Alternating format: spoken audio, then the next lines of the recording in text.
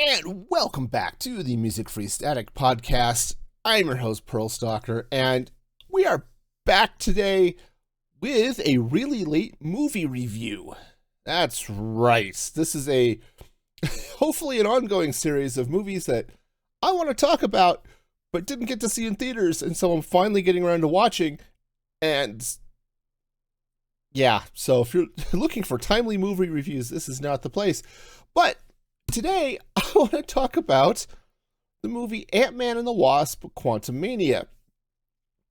And, you know, this dropped on Disney Plus a couple of weeks ago as you're hearing this. It was a lot of fun. It was just straight up. For those of you who want the TLDR, I liked it. It was fun. It was not amazing, but it was fun. Okay, so that said, I'm going to dive in. I'm going to nitpick this a little bit. Actually, I'm going to nitpick this a lot. And some of the nits are really easy to pick. So we'll just go with me here. But know that as I'm going through some of the things I didn't like and stuff, I really did enjoy Ant-Man and the Wasp: Quantumania. So if you get nothing else out of this, it was fun. It was worth seeing, but it wasn't perfect in any means. I will say it was a beautiful movie. Okay. I loved most of the CGI. I loved most of the world that they created. I've heard people say, oh, it's too much. It's too much. The Quantum Realm was supposed to be a completely fantastic world that looks nothing like what we have here on Earth. Okay, they're on Earth, just really tiny. But in our normal world, right, I'm not expecting to see pine trees or things like that in their fantasy quantum world, right? And what they built there was beautiful. And most of the environments I really liked. My understanding is they filmed a lot of this using ILM's stagecraft, and this is exactly what stagecraft is good for. For those of you who've never heard of stagecraft, this is what's often referred to as the volume. They use it extensively on The Mandalorian and in Loki, but it's great. It's just this big dome with very, very high def screens that they can project the world around them, around the actors, and film the backgrounds and the actors and everything with a lot less green screen or blue screen than you would see like from the Star Wars prequel movies. Okay, and it was great. Most of the CGI was really, really good, but where it wasn't, really felt bad. Okay, there were a number of shots, often of the ant people running, whether it was Scott Lang or Cassie. You see them running and it just looked wrong, whether they CG'd the actors in and the running was just funky, or the world that they built around them while they were running. Some of that looked really bad. And there's a sequence, it was in the trailer, and the sequence is a whole swarm of Ant-Men lifting Scott up into the big magical MacGuffin multi-dimensional engine or whatever it was to be able to fix it for Kang. Okay. And this is actually a really cool link in some ways to certain types of ants that will build towers of their own bodies to raise up other ants to do things. Okay. Really cool as a concept. The CG, the whole thing looked kind of bad. Now, honestly, I have no idea what it would look like to see 18 trillion Scott Langs lifting up another Scott Lang to go do the thing. But this just looked really, really fake. And I'm okay with things looking fake to some extent, right?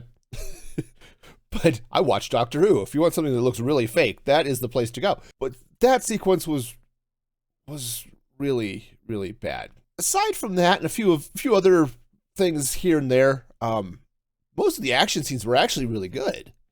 There is a scene, and by the way, this is full spoilers for those of you who are a little worried about not having seen Ant-Man and the Wasp. It's out on Disney Plus now. It's out on video. And said, as this goes live, it'll have been out for a couple of weeks.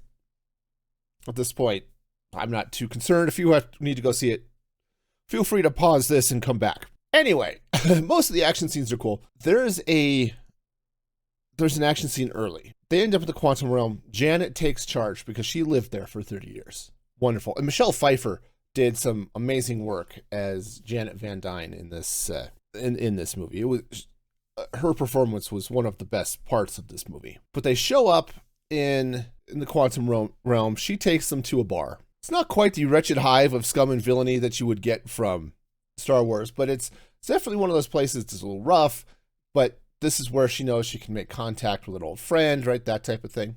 And her old friend is played by Bill Murray. I like Bill Murray. I've liked him in many of his roles, but he's one of those actors that he kind of only has like 3 different characters that he can do, right?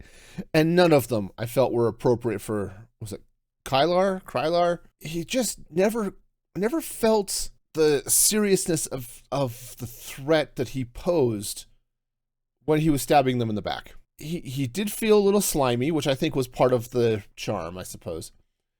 But he never really felt like a threat. He just felt like he's a slimy guy who talks big and can't back it up. And so I never really felt like he was this big important dude that they would need to. So again, I'm not, maybe I was saying I'm not disparaging Bill Murray as an actor, but maybe I am. I don't know. Not that I could do better.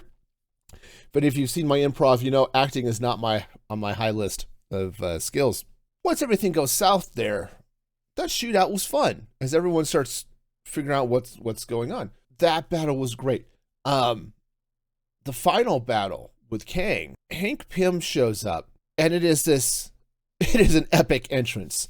And you've got Michael Douglas as Hank Pym, the original Ant-Man, right? Original in the world, even though we've only really known Scott as Ant-Man.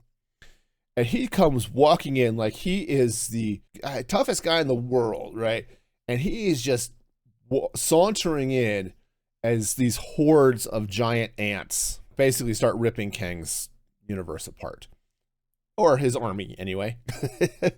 That entrance was epic. The ants, how do I talk about I have a problem with the ants. Okay. The movie starts with a shot of an ant farm, and not immediately, but you see this ant farm, and they're talking about the ant farm, and they've got, the ants themselves have this tech, and it's all you know of the tech is they've got lights on their heads. Okay, whatever. And somebody makes a comments that they didn't do anything. The ants invented the tech themselves, which is kind of silly because ants aren't that smart, but okay, whatever. Well, they get sucked into the quantum realm. You get wonderful shots of the ant family, Lang and Cassie and, Hope and all those people getting sucked into the quantum whirlwind. And you get shots of random equipment getting sucked in, all the stuff that you would expect to see to heighten tension of, ooh, magic vortex is sucking them in. Ooh, run. But you also see the ant farm get sucked in, and you see it break, and you see all of the little ants. And you see a number of them just sort of wink out with the Ant-Man style effect. They show up again in the quantum realm, as everything else there does. But apparently, these ants, not our heroes, but just these ants, got sucked into a time pocket where their civilization lived thousands of years or tens of thousands of years or some ridiculously large number. And they developed this high-tech civilization. I fully expected the ants to play a role. It is Ant-Man, right? We really haven't seen Ant-Man do a lot with ants since Ant-Man 2. Did we even really see him do anything other than maybe ride an ant in Ant-Man 2? I don't know. Drop a comment or something. Let me know. But we certainly don't see him go all, let's ride this insect in any of the other appearances of Ant-Man, in Captain America, in the Avengers Infinity War or Endgame. No, we didn't see any of that. It's just, of course, he wasn't in Infinity War, but, still, fully expected ants to show up, but it really felt like this Deus Ex Machina of just, we don't know how to give our heroes an army big enough or strong enough to fight Kang. Oh, let's just make the ants super powered and unstoppable. Okay, it worked, but that felt really awkward. There are a couple of other choices. Like, I never quite understood why they kept removing their helmets. Right? It's one thing. It's like, okay, let's have this big talking scene. No helmet. Fine. Okay, cool. Going to action. Helmet on. Cool. That makes perfect sense. But there were a couple of times in a couple of different action scenes. They'd have action, helmets on, rocking, kicking bad guy butt, and then they'd throw back their head, the helmet would come off, they'd say 2 lines to each other, nod, and their helmets come back on, and back into the action. Really? You can't say those 2 lines with your helmet on? It just didn't make sense with the seemingly constant on-off in weird situations. It was just one of those things. It kind of threw me off. I need to talk about a couple of things, but let's talk MODOK. I don't have any history with MODOK. The most I've seen of MODOK that I can remember was in Phineas and Ferb. Okay, Phineas and Ferb did a Marvel crossover. MODOK was one of the villains. Okay, I don't care about MODOK as a character. And after this movie, I still don't. I thought it was kind of fun to tie in, Darren Cross, who was the villain in the first movie. It's like, okay, cool. He, gets turned into this killing machine. Awesome. Insane. Still wonderful. Except for the fact that he just looked really cheesy. Really cheesy. It's like, I've had nachos without as much cheese as they poured on MODOK. But the issues I had is not with the fact that he just looked wrong. I mean, I've seen heads in jars that look convincing. The face of Bode in Doctor Who actually, I think, looked better than MODOK. Okay. Not that the face of Bode had to move around and be an unstoppable killing machine, but MODOK wasn't. When he's all armored up, sure. But when he's not, it just looks bad. Some of that may just be Uncanny Valley nonsense going on. That's fair. But his face just looked stupid and wrong. It may just be because the actor. Maybe the actor just looks stupid and wrong. I don't know. Sorry, that was mean. I apologize. They make this whole deal about him being loyal to Kang, but of course Kang treats him like garbage, like a tool, really, who needs to shut up and sit down and look pretty. There's a point in the movie where it's towards the climax, everything is going down. MODOK shows up to help stop everything, and Cassie has to face MODOK. And through various ways, she sort of beats him down a bit. But then she talks to him and is like, Darren, why are you doing this? I don't know. I don't know what I'm supposed to be. I'm a loser. It's like, I never quite got that. Cross, throughout all of his, through his whole arc in Ant-Man 1, was this really egotistical jerk. It's not to say that people can't get over being an egotistical jerk, okay? As a recovering jerk myself, I'm hoping to overcome jerkness. But Cross went from, I hate you and everything about you and look what you've made me, and to, I don't want to be a jerk. Why do I have to be a jerk? It's like, it was the stupidest thing. It just didn't make sense. For Cassie to say, oh, you don't have to be a jerk. Oh, okay. And then him riding in to help fight Kang at the end just felt really forced. Out of character.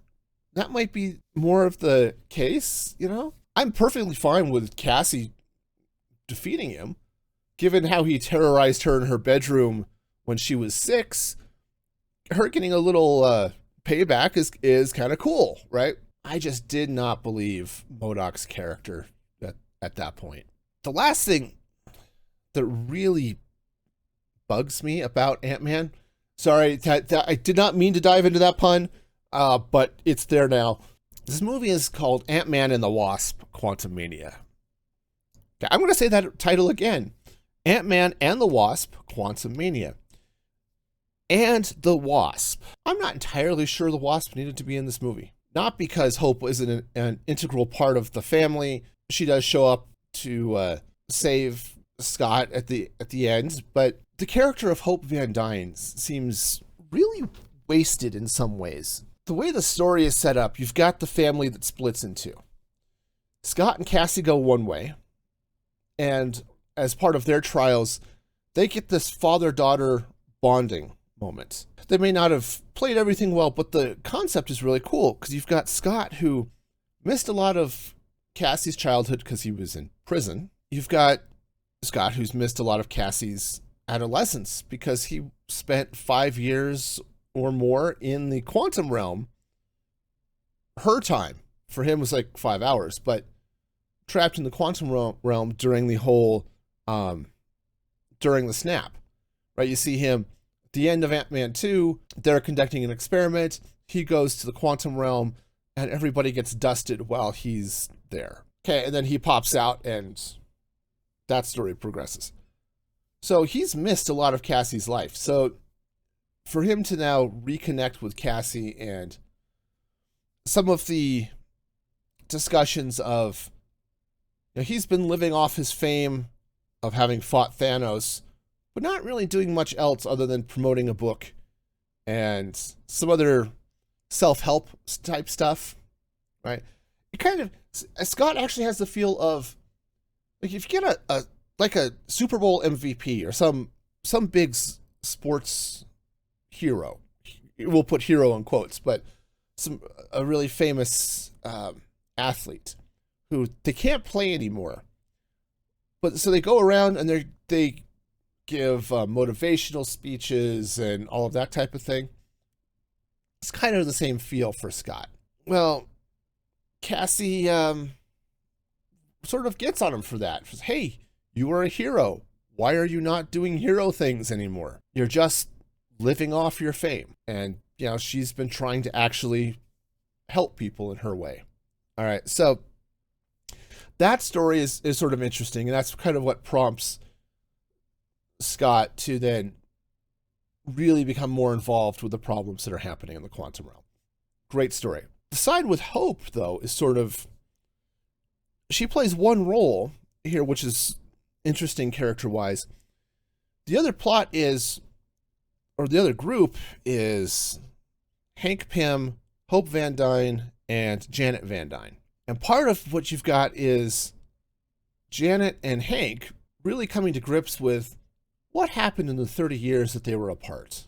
They both know that they've seen other people. Janet perhaps more, I would say, enthusiastically, but they had separate lives and they're trying to reconcile that as they've come back together. You also have the same thing with Hope and Janet. Hope is trying to get to know her mom. And, hey, you've been gone 30 years. Let's open up. Let's talk. Let's bond. Let's regrow this relationship. And Janet doesn't quite want to tell her family what she was doing in the quantum realm because, it was a rough life. It's like soldiers coming back from war and not wanting to talk about their experiences because of trauma or whatever. And so they're having to face all of this head on. Okay, great. But most of that character development, most of that coming back together is Hope and Hank. Or not Hope and Hank, Janet and Hank. Husband and wife reconnected. Hope gets a little bit of it, but for the most part, she's just a passenger. And she shows up a couple of times to save Scott. She saves him when he's doing the ant pyramid thing to get the MacGuffin for Kang. She swoops in to save him again when he has his one-on-one fight with Kang. They open the portal to go home, and he is kind of stuck. She swoops back in to save him. Great. But it never felt like Hope had an actual character arc herself. It never felt like she always felt like she was part of the scenery or one of the side characters. As much as the dude with the laser head or the goo being they drink so that they can understand everybody, which was kind of clever, by the way. Sort of like the babble fish, but anyway, in some ways, some of those characters, or the generic barbarian woman who was leading the rebellion, they all had about as much character development as Hope did. She felt very underused. Now, there have been talks of giving Hope sort of a separate Wasp-focused movie. I think that would be cool, but she did almost nothing here. And I would really like to have seen Hope do more. You got a lot of Cassie, and I think this is fairly common with what we've been seeing in Marvel movies recently of the rising generation of heroes. Especially in Hawkeye, with Kate Bishop as the new, basically becoming Hawkeye. You've got Cassie, you've got Kate. Boy, and there have been a number of others that you're starting to see these youngers. Ironheart in Black Panther, right, taking on what was the Iron Man role. Not to mention, boy, I'm blanking on names, but the new Black Panther herself. Again, you've got a bunch of these young heroes stepping up. This is one more step along that path, I think. And so as we start coming back to Avengers, we're going to see, I think, all of these younger heroes as the Avengers, because most of the original Avengers are not really around, aside from the two that are actively dead. It's going to be kind of interesting to see. Now, again, that said, I spent a lot of time talking about the things I didn't like about the movie. There was a lot of things. Said it was fun. A lot of the banter was good. Jonathan Majors was a good villain. I liked that he was sinister without being loud and overbearing. In a similar vibe to Darth Vader in a lot of ways, where he doesn't have to shout at you. You just know. He will just straight up say, I am just going to kill you. And you believe him. Right? And that works well. Whether it will continue to work depends on a lot of things, but most especially whether the various lawsuits that have come up against Jonathan Majors actually have merit, whether he's convicted of the charges that he's been accused of. Those types of things are going to be an issue. Apparently he was very good in Loki, and season 2 of that show is coming out in October. So Marvel's hanging a lot on the character of Kang and Jonathan Majors' portrayal of Kang. Now, that said, if Majors is convicted, I have no doubt Marvel will drop him like nothing. They'll try to solve the Kang problem in a different way. But they have an easy out, right? They showed at the end, one of the end credit scenes, the Council of Kangs, where they've got every possible Kang in the multiverse coming together to do stuff. And they showed Kangs in various alien forms and all sorts of stuff. They could recast Kang and just not mention it, right? They did that with the character of Rhodey. They replaced, was it Terrence Howard with Don Cheadle? And nobody commented, that was just how it went. Okay, great. They could do that with Kang. I don't know if the actor they get can pull off that same sort of sinister, but I'm going to say a little goofy, but definitely that sort of range between the scary sinister to the a little bit perhaps unhinged that like you got it with He Who Remains at the end of Loki. So I'm not really concerned about about Jonathan Majors, whether he is still able to do the role or not. I am concerned with whatever actor they bring in. Will he be able to continue that role, right? And said it's not going to be hard. Heck, in Loki, they had one of Loki's variants was a woman. One was an alligator. Obviously, you had a number of Tom Hiddleston variants.